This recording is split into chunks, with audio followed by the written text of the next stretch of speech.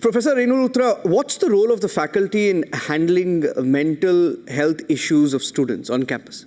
That's a very, very important question.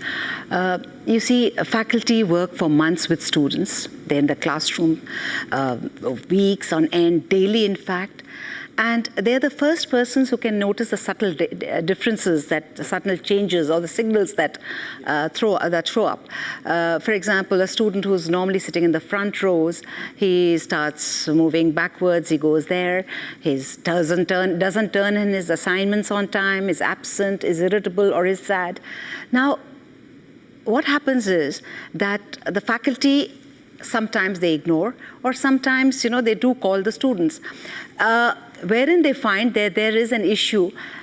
Now, the problem, what happens here is the faculty cannot counsel, they're not trained to counsel. Since there is that little stigma around it, they hesitate to ask directly.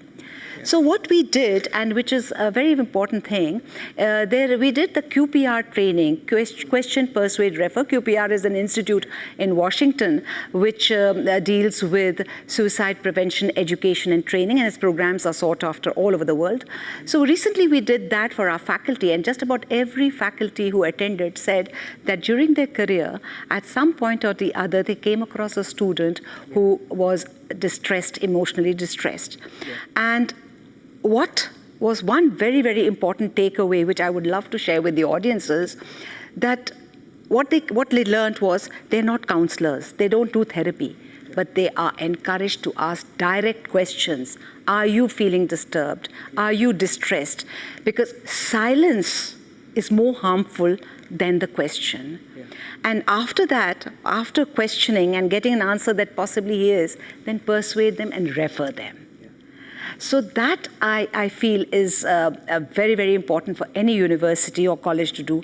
Get training, get the faculty trained, not to convert them into therapists or counselors, but to ask the right questions, to probe, to be direct, and then refer the student to the center. Secondly, every university has, proctorial boards, disciplinary committee. Do you know, it's amazing, a number of mental health issues that come to the students who have to appear before the disciplinary committee, they come disguised as disciplinary problems. It's actually that student needs help. And it converts itself into disciplinary problem. So we work very closely with the Center for Mental Health, works closely with the Proctorial Office. When the Proctorial Office this is a case of indiscipline, but the student looks disturbed. Before we start with the disciplinary process, let's get him to the center. And believe me, so many problems have been resolved just because of that.